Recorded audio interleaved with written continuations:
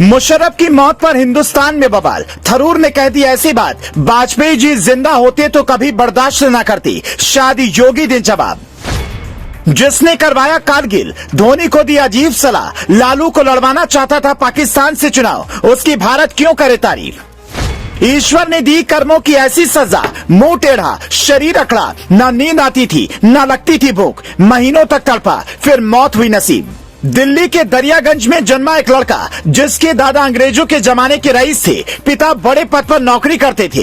कुछ साल बाद पाकिस्तान पहुंचा तो दिल्ली का ही दुश्मन बन गया। मात्र 21 साल की उम्र में उसने पाकिस्तान आर्मी ज्वाइन की, भारत से 1965 का युद्ध लड़ा। पाकिस्तान जंग हारा, लेकिन इस लड़के को मेडल मिला। 1971 के युद्ध के बाद जब बांग्लादेश बना तो यह लड़का फिर प्रमोशन पा गया और 1998 में पाकिस्तानी आर्मी चीफ बन गया। उसके बाद इसने हिंदुस्तान के खिलाफ ऐसी साजिश रची कि सैकड़ों सैनिक शहीद हुए। दोनों देशों में भीषण युद्ध हुआ और पाकिस्तान की पोल खुल गई। आप समझ गए होंगे, हम बात कर रहे हैं पाकिस्तान के पूर्व राष्ट्रपति जनरल परवेज मुशर्रफ की, जिनकी मौत के बाद पाकिस्तान में मातम है। कुछ लोग खुश भी हैं क्योंकि इन्हें पाकिस्तान का सबसे भ्रष्ट नेता माना जाता था, लेकिन इधर हिंदुस्तान में भी इनकी मौत पर बवाल खड़ा हो गया है। कांग्रेस नेता शशि थरूर ने ट्वीट कर लिखा, 2002 और 2007 के दौरान ये शांति के बहुत बड़े पक्षधर थे। मैं उन दिनों इनसे मिला भी था। जिसके जवाब में बीजेपी प्रवक्ता शहजाद पूनावाला ने लिखा, ये कारगिल युद्ध के आर्किटेक्ट, तानाशाह और जघन्य अपराधों के आरोपी थे, पर कांग्रेस इनका स्वागत कर रही है। यह आश्चर्य की बात है।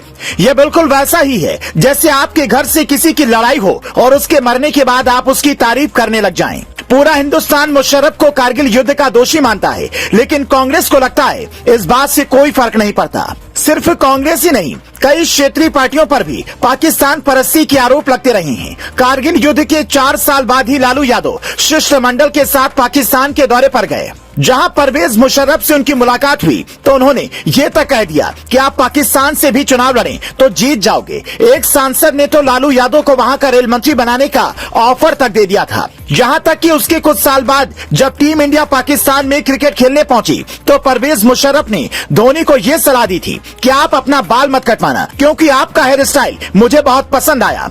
धोनी का हेयर स्टाइल इंडिया में भी काफी पॉपुलर हुआ था, लेकिन कहते हैं धोनी ने वहां से लौटने के बाद वर्ल्ड कप के बाद ही अपना हेयर स्टाइल बदल लिया था। उससे पहले गांगुली जब एक बार बिना सुरक्षा के बाहर निकले थे तो मुशर्रफ ने दूसरे दिन फोन कर कहा था, आप ऐसे मत घूमो, अगर कुछ हो गया तो दोनों देशों में जंग छिड़ जाएगी। हालांकि अब पाकिस्तान गिड़गिड़ा रहा है तो भी इंडिया सुरक्षा की वजह से पाकिस्तान नहीं जा रही। मुशर्रफ को जानने वाले लोग कहते हैं ये व्यक्ति शांति का नहीं बल्कि युद्ध का ही पक्षधर था। जिस नवाज शरीफ ने मुशर्रफ को इतना आगे बढ़ाया, उनकी सरकार का तख्ता पलटकर खुद राष्ट्रपति बन गए। लेकिन कहते हैं आप जो भी करते हैं आपको इसी जिंदगी में भुगतना भी पड़ता है। लेकिन इसके लिए कोर्ट में केस चला, फांसी की सजा सुनाई गई तो बीमारी के बहाने विदेश भाग गए। बाद में पता चला कि मुशर्रफ को अमाइलाइडोसिस नाम की बीमारी थी, जिसमें शरीर में जरूरत से ज्यादा प्रोटीन बनने लगता है। फेफड़े, लीवर, हृदय, नर्वस सिस्टम और पाचन तंत्र सब काम करना बंद कर देते हैं। आखिरी वक्त में मुशर्रफ ना तो कुछ खा पा रहे थे, ना बोल पा रहे थे।